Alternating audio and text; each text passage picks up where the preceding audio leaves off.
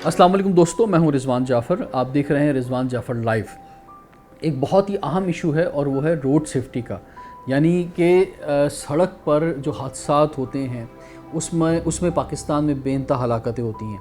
एक अंदाज़े के मुताबिक मोर देन 35,000 लोग जो हैं वो सड़क पर हलाक हो जाते हैं पाकिस्तान में एक साल में, और मोर देन 50,000 लोग हैं कि जो अपनी बॉडी पार्ट जो है उनके ज़ाया हो जाते हैं सड़क के ऊपर, कोई ना कोई एक बॉडी पार्ट। तो ये एक बहुत बड़ा नुकसान है। ये वैसे तो पूरी दुनिया का ही मसला है और 1.35 मिलियन लोग हर साल उनकी डेथ होती है रोड एक्सीडेंट्स के अंदर, लेकिन पाकिस्तान में ये एक बहुत अहम इशू है।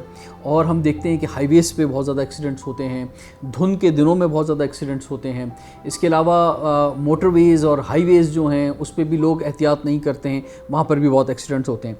लेकिन मैं आज बात करना चाहूँगा ख़ास तौर पे कराची के हवाले से कि कराची में बेइंतहा एक्सीडेंट्स होते हैं। पूरे पाकिस्तान में सबसे ज़्यादा एक्सीडेंट्स कराची में होते हैं और उसकी क्या वजह है। कराची पाकिस्तान का सबसे बड़ा शहर होने के साथ साथ दुनिया का चौथा पाँचवा बड़ा शहर है और बेइंतहा यहाँ पे आबादी है और बेइंतहा ट्रैफिक है।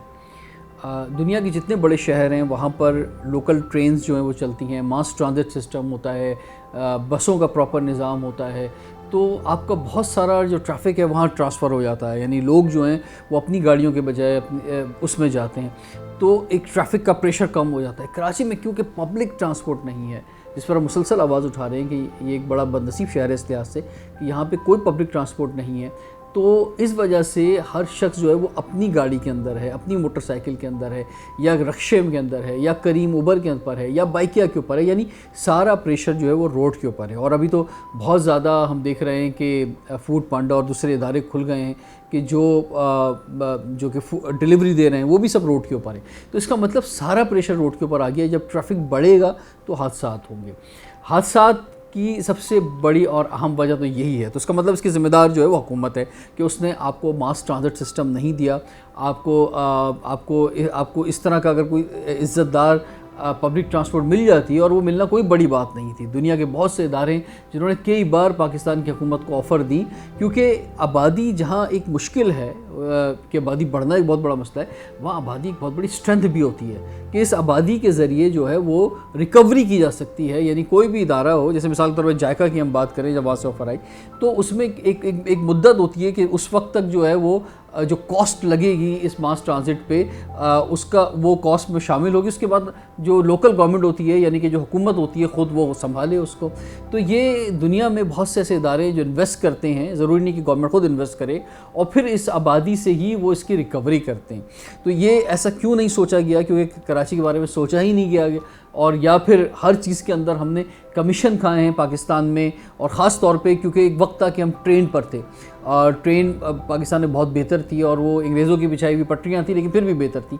लेकिन जब हम 70s से 60s के बाद 70s से 80s में हम ट्रांसफ़र शुरू हुए रोड के ऊपर, तो फिर एक तो बहुत बड़ा पेट्रोल माफिया था कि जनाब जितनी गाड़ियाँ चलेंगी, जितने हाईवेज़ बनेंगे, उनमें उतना पेट्रोल डीज़ल उसमें लगेगा। तो और हमारा एक इंपोर्ट का भी एक बड़ा बिल बनना शुरू हो गया। और दूसरा ये कि उसके साथ साथ जब ये हाईवेज़ बनेंगे, मोटरवेज़, सड़कें बनेंगी, तो उसमें भी कमीशन है। तो ये ख़ास तौर पे हमको चंद लोगों ने अपने मफादात के लिए पूरे मुल्क को सड़कों पे धकेल दिया ट्रेन के बजाय, और हमारी जो भी लॉजिस्टिक्स हैं वो भी सब वहाँ चलने लगी। तो मसला हल कैसे होगा? मसला ऐसे हल होगा कि इस पर फोकस किया जाए और इंटरनेशनल इदारों के साथ मिलकर पब्लिक ट्रांसपोर्ट जो है लाई जाए, मास ट्रांसिट लाई जाए, लोकल ट्रेन चलाई जाए, कराची सर्कुलर रेलवे को बहाल किया जाए। और जब तक आप फैसिलिटी नहीं देंगे, जब तक मेरे जैसा आदमी जो है उसमें सफ़र नहीं करेगा कि मैं वाइट शर्ट पहनकर टाई लगाकर पब्लिक ट्रांसपोर्ट में नहीं जाऊंगा, ये मसला हल होना नहीं है। तो जब तक ये मसला हल नहीं होगा और हुकूमत इस पर इन्वेस्ट नहीं करेगी, फोकस नहीं करेगी, या इंटरनेशनल पार्टनर्स नहीं लेकर आएगी, तो उस वक्त तक क्या किया जाए? उस वक्त तक क्या लोग ऐसे ही मरते रहें सड़क के ऊपर? क्या कोई हल नहीं है? हल मौजूद है। इसमें हमें तय करना होगा कि स्टेक होल्डर्स चेक करने होंगे कौन कौन से। सबसे बड़ा स्टेक होल्डर तो मैंने ऐसे कहा कि गवर्नमेंट ही होती है, क्योंकि आप उसको टैक्स देते हैं, उसको वोट देते हैं, और कराची में तो सबसे ज़्यादा टैक्स जमा होता है। तो वो उसका फ़र्ज़ बनता है कि वो उसके रिप्लेस में आपके ऊपर जो है वो इन्वेस्ट करे। दूसरे बड़े स्टेक होल्डर जो है वो पुलिस डिपार्टमेंट है कि ख़ासतौर पर traffic police department, motorway police department. तीसरे बड़े स्टेक होल्डर आप खुद हैं कि आप भी खुद कितना जो है वो ट्रैफिक कवानीन पर अमल कर रहे हैं। और चौथा बड़ा स्टेक होल्डर जो है वो ट्रॉमा इमरजेंसी है, कोई हॉस्पिटल के अंदर अगर कोई मुश्किल होती है तो वहाँ क्या होगा।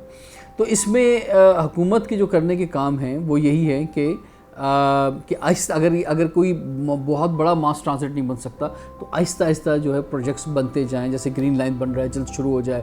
اور وہ بسوں کی بات کہ سندھ گورنمنٹ کہتی ہے کہ جناب بسیں آ رہی ہیں, پتہ نہیں ایک بس چلی تھی تو اس کا بڑا شور ہوا ایک بس کے اوپر جو ہے.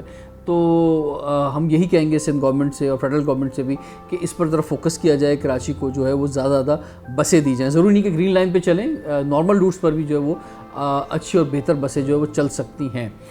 اس کے ساتھ ساتھ جو قوانین ہیں ان کو سخت کیا جائے, اور قوانین جو سخت ہوں گے تو اس میں ٹریفک پولیس جو اس کو امپلیمنٹ کرے. آج اکثر پیرنٹس جب ملتے ہیں وہ شکایت کر رہے ہوتے ہیں کہ ان کے بیٹے, ان کی اولاد سنتی نہیں ہے, ون ویلنگ کر رہی ہے, ٹریفک سگنل توڑ رہی ہے موٹر سائیکل. میں ان سے کہتا ہوں کہ اس بچے نے آپ کے ساتھ جب زندگی بھر سفر کیا ہے تو اس نے کیا دیکھا ہے؟ جب وہ آپ کے ساتھ گاڑی پر یا موٹر سائیکل پہ تھا تو آپ نے کیا سگنل پہ آپ ہمیشہ رکے ہیں؟ تو وہ اس نے زندگی میں سیکھا ہے وہی وہ سڑک پہ امپلیمنٹ کرے گا. تو ٹریفک پولیس جو ہے اس کا رول بڑا امپورٹنٹ ہے کہ وہ جو ہے سختی کرے اور زیادہ جو ہے وہ چلان جو ہے وہ مہنگے چلان ہوں تاکہ لوگ جو ہیں وہ ڈر کی وجہ سے جو ہے وہ ٹریفک قوانین کی پابندی کریں.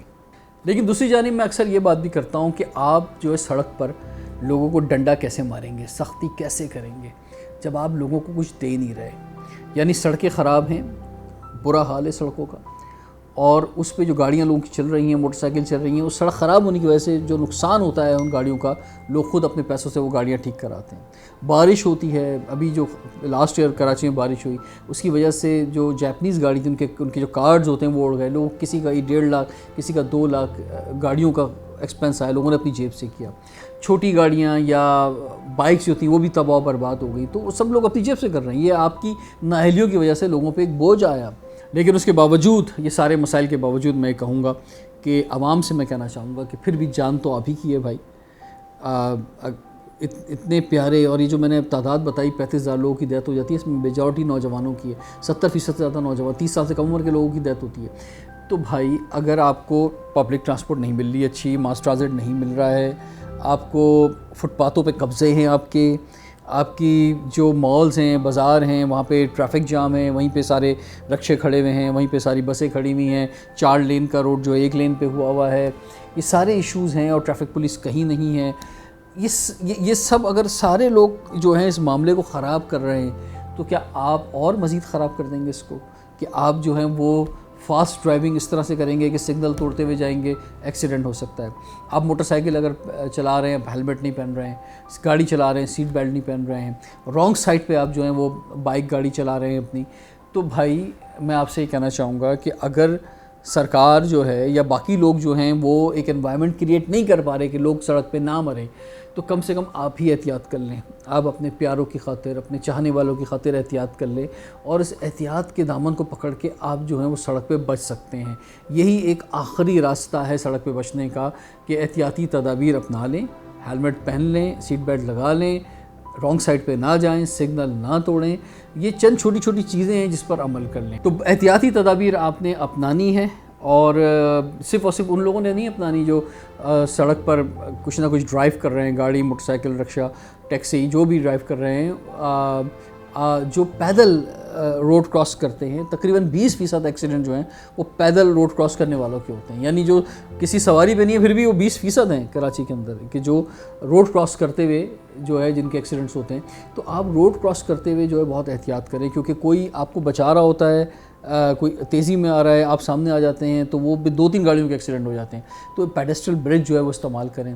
زیبرا کراسنگ یہاں پہ ہے نہیں, ورنہ زیبرا کراسنگ ہم دیکھتے ہیں جاپان میں, ساؤتھ کوریا میں, چائنا میں, کہ ایک وقت میں 400 لوگ جو ہے 500 لوگ زیبرا کراسنگ پہ روڈ کراس کر رہے ہوتے ہیں. تو یہاں پہ زیبرا کراسنگ کا کوئی کلچر نہیں, اس کے لیے آواز اٹھائی جائے, ورنہ پیڈسٹرل برج ہے وہ استعمال کریں, یا بہت احتیاط سے جو ہے وہ روڈ جو ہے کراس کریں تاکہ آپ خود بھی ایکسیڈنٹ کا شکار نہ ہو اور آپ کی وجہ سے کوئی دوسرا بھی ایکسیڈنٹ کا شکار نہ ہو.